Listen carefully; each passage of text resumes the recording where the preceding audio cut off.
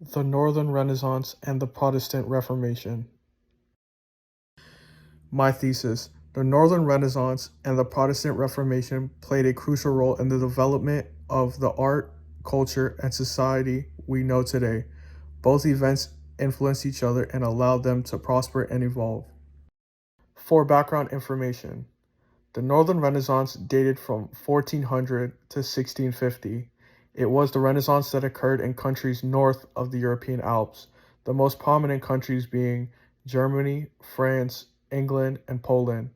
Unlike the Italian Renaissance, which took its primary inspiration from classical Greek and Roman culture, the Renaissance in the north was marked by religious changes. The Protestant Reformation. Although there were many reasons for the Protestant Reformation, some of the main reasons were because of corruption in the Catholic Church, many people saw a need for change. The Catholic Church started to sell indulgences or religious relics like statues, and they created an ideology that people needed to buy as many as they could, and God would forgive them for their sins and allow them to go to heaven, when in reality it was so they could fill their pockets. Another reason is that with the invention of the printing press, the ability to print religious pamphlets at a higher rate allowed reformers to spread their ideology at a faster pace. And at the time, the Bible was written in Latin, meaning most people couldn't read it. This allowed the Catholic Church to teach whatever they wanted.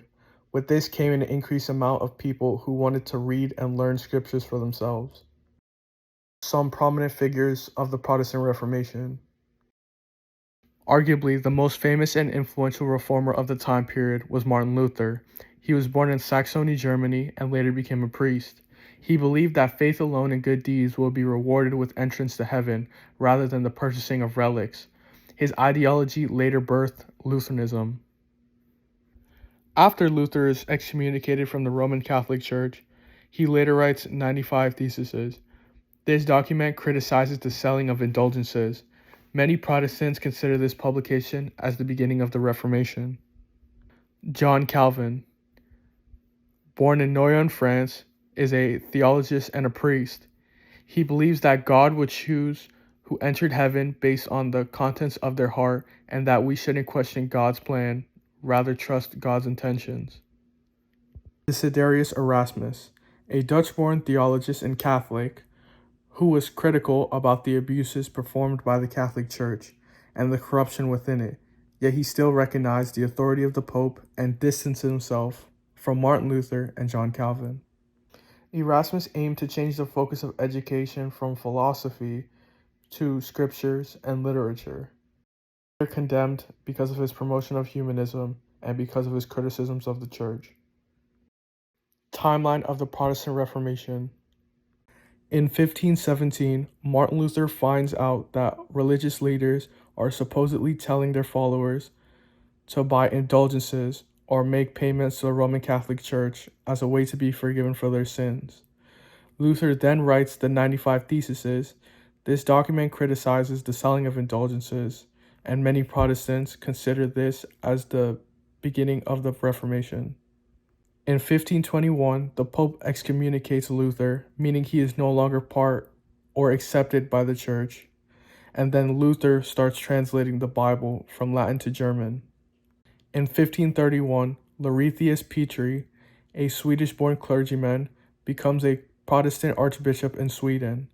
He is one of the leaders of the Reformation in that country. Eventually, most of Sweden converts to Lutheranism. In 1534, King Henry VIII no longer wants to listen to the Pope, so he separates England from the Roman Catholic Church. King Henry later finds and establishes the Anglican Church as the Church of England, which is also led by him. In 1536, John Calvin publishes one of the most important documents of the Reformation, the Institutes of the Christian Religion. In 1545, the Pope organizes the Council of Trent, led by St. Ignatius of Loyola. This council passes reforms of the Roman Catholic Church. This council was part of the Counter-Reformation. Because of this, priests received more education and better training.